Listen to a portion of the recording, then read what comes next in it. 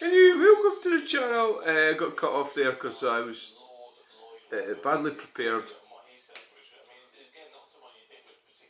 So we're filing session and it's a channel update. I was talking about how, hey, welcome to the channel.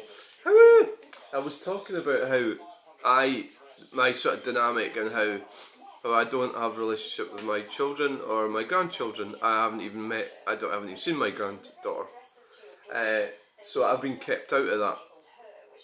And I was explaining how it's pretty much impossible to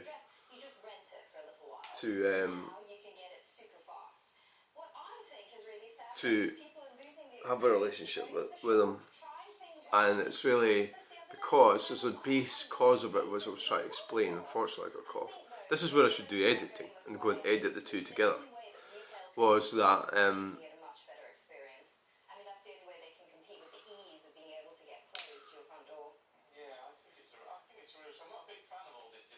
this is like weird, but I was attracted to narcissistic people, right? So that's how it's a sort of yin and yang thing. So that's what I married. Both women were potentially could have been diagnosed with a narcissistic personality disorder. I think that's quite a probably extreme claim to make. I think to get diagnosed with that, you'd have to be quite bad. That somebody could claim, oh well, they're just ordinary women. I don't think so. No.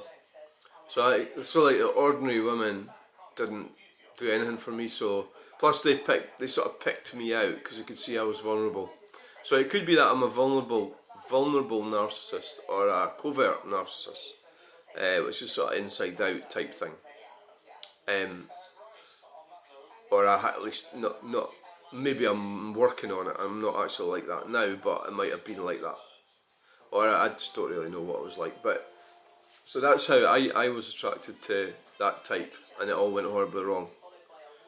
So, you know, that's but your genetics don't actually care. So genetically, the liaison I had with these two was actually, you know, a success as far as genetics go.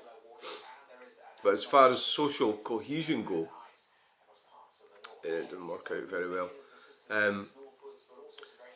So the reality is what's actually happened is I have ostensibly been denied access to my granddaughter because that's not available to me.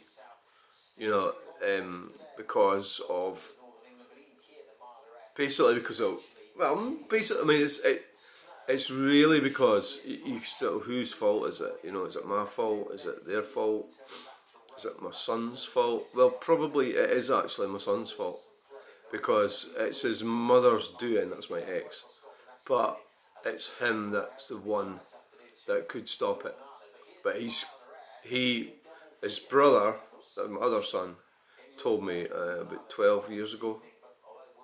We're talking on emails. He said that he was absolutely terrified what would happen if his mother found out he was talking to me. So I don't know what sort of a nutter, well I do know what sort of nutter she is. So they couldn't stand up, even though they're grown men. And we're getting into this I suppose, and my brother's like that as well. He was like that with there's a thing about males and they're sort of metrosexuals now. They're not masculine men who will do what they want. So they just go along with these psycho women with their psycho ideas just to keep them happy so they can keep the peace and everything's fine.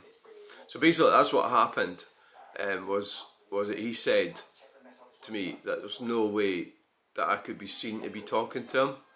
Right. So I actually went in a bit of a huff with him, but I think that was wrong what I did. Because we'll turn it down a bit, you know, because he was willing to talk to me.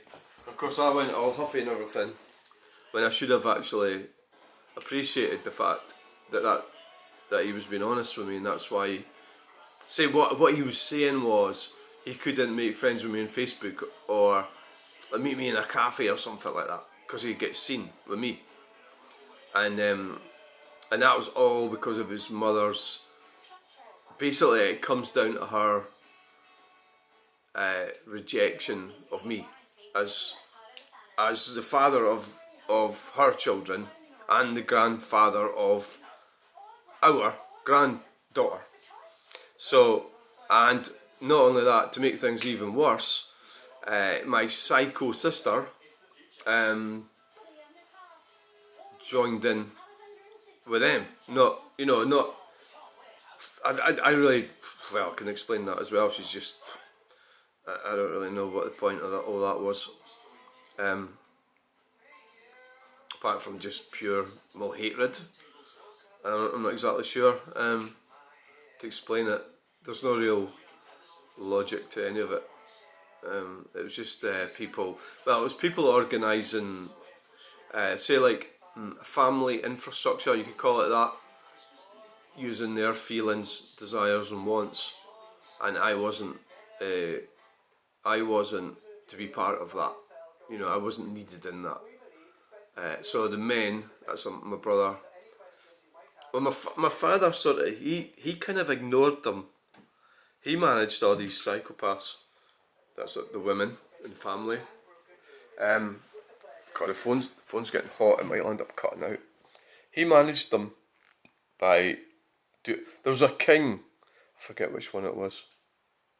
Oh, the tellies went off. It's not getting a signal.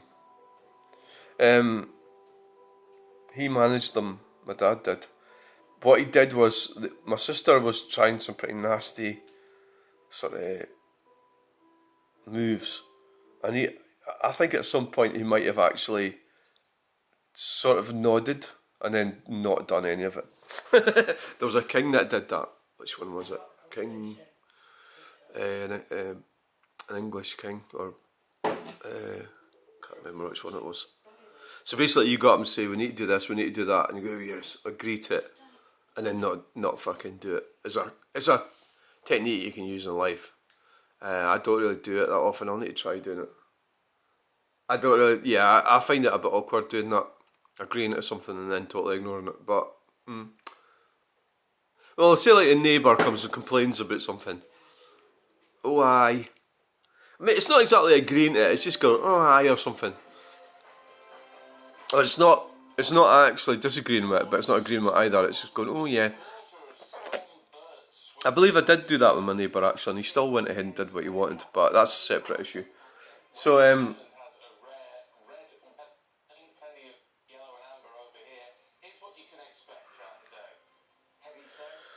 so what happened was I got rejected out of that whatever's left when my dad died, and because he was the only, when my mother took dementia. See, my mother was right, she was in with this as well. She was mentally disturbed. Well, she was the cause of it all. And then what happened was my dad was able to arrange for me to go up and everything, and I had a good time with him. We went out to restaurants and cafes, and the psycho nutter like my sister and all the rest of it, they kind of had to sort of be polite, I suppose, but they didn't like it. And when he died, my sister became fucking horrible. She's a horrible bastard, yeah, really horrible. They're always really cruel, a lot of them. But that's just the way it is. It's not, I don't know why they're like that. Well, I keep saying that, but I do know why. It's because my mother had a narcissistic personality disorder, and it affected us. We were abuse victims, me and my brother and sister.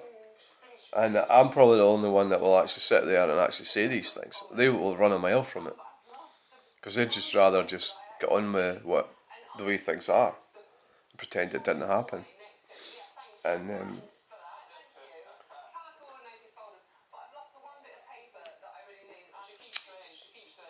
it's quite a miserable start to the day, me going on about all this shit, isn't it? But I'm free from them, so to speak. I got away from them. There's always, it's never ever really right, is it? But it's just the way it goes,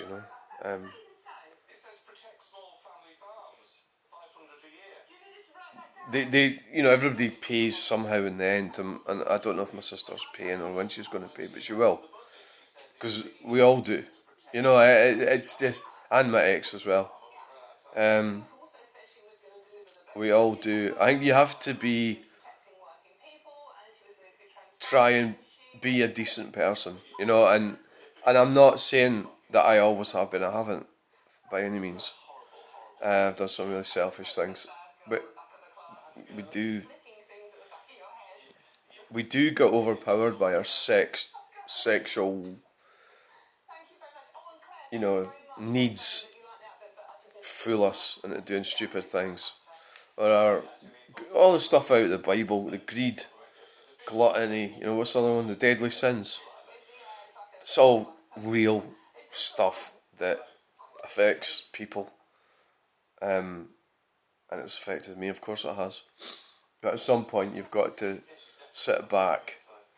The problem is with stuff that I've said.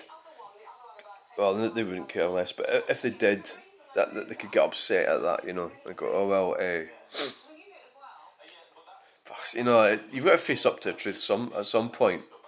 You say, well, is this true? And you say, yeah, it is true. You did do these things.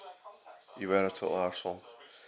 For my brother example, he was kind of like in the middle. So he was one of these people that didn't do the right thing, but didn't do the wrong thing either. Because he didn't have the courage or it didn't really bother him that much. So it was bothering me, but it wasn't that to do with him, so why should he care? I think he just wanted a quiet life with the psycho women. So he's got a quiet life with the psychotic women. Saying, well, you've got to keep them happy. So you go, what about me? Oh well, it doesn't matter about me, does it? That's the truth. So you've got a choice. You keep me happy, or well, it's 1, 2, 3. 3 psycho women. Oh, that was my sister and my 2 nieces. Oh, there's more. My ex, that's 4. His wife isn't a psycho woman. That's a weird thing. She's alright. She's very unusual. That's the thing that annoyed me about him, because has got a strong woman. That thing when talk about strong women, he actually has got a wife as a strong woman, and